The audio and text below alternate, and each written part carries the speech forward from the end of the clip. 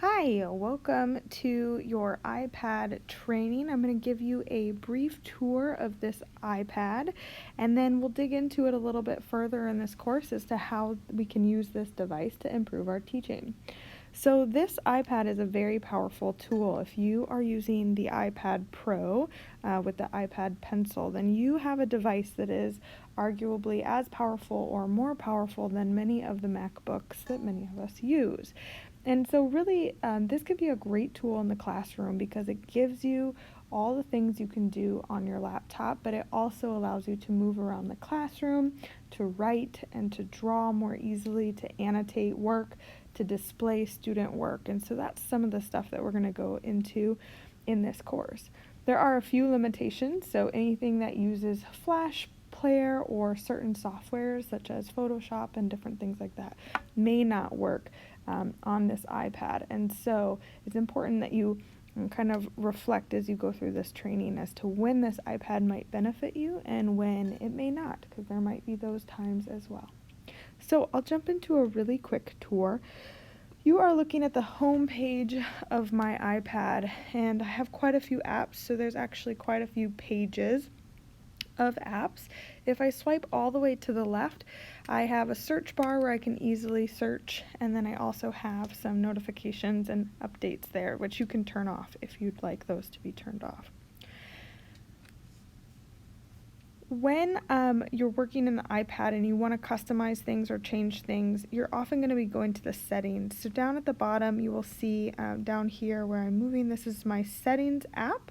So I currently have that stored in my dock down here. So if you open up that settings app, it's going to give you all the customizations that you want, and we'll go into that more.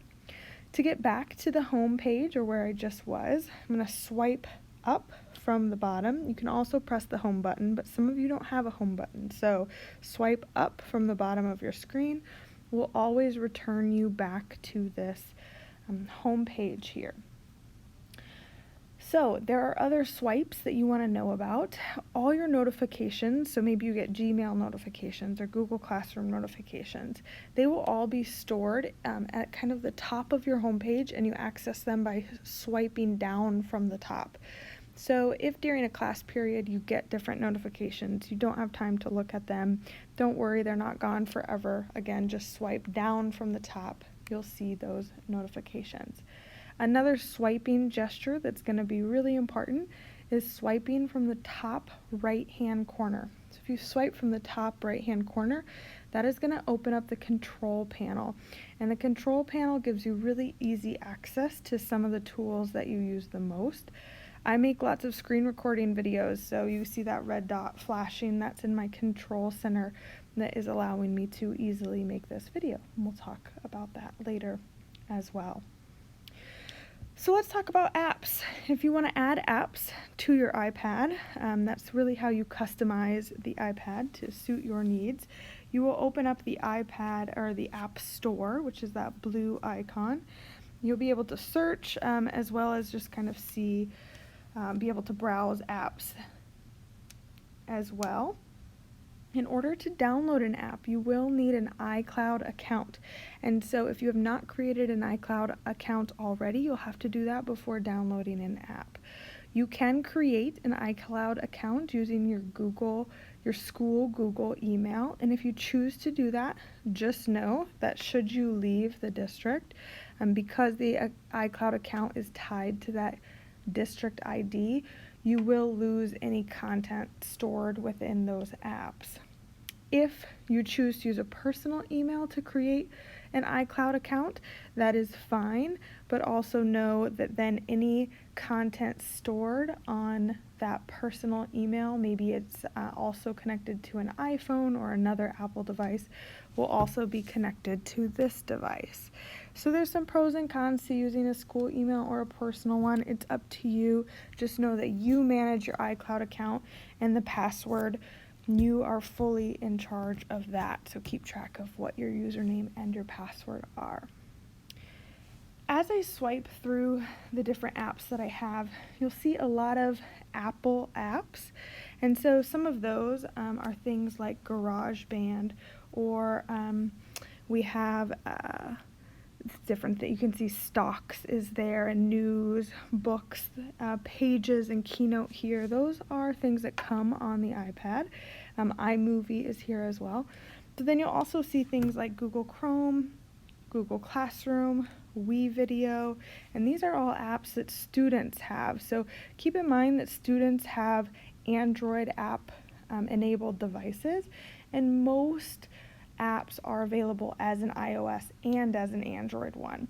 So I have iMovie on here, but rather than using iMovie, I'm probably going to use Video. They are very similar. The difference is that students have Video.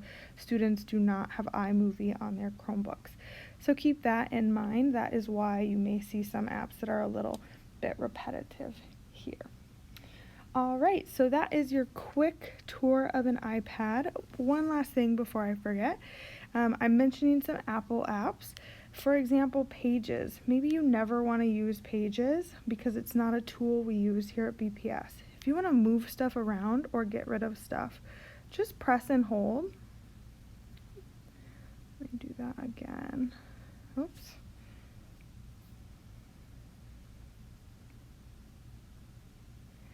There we go. Press and hold.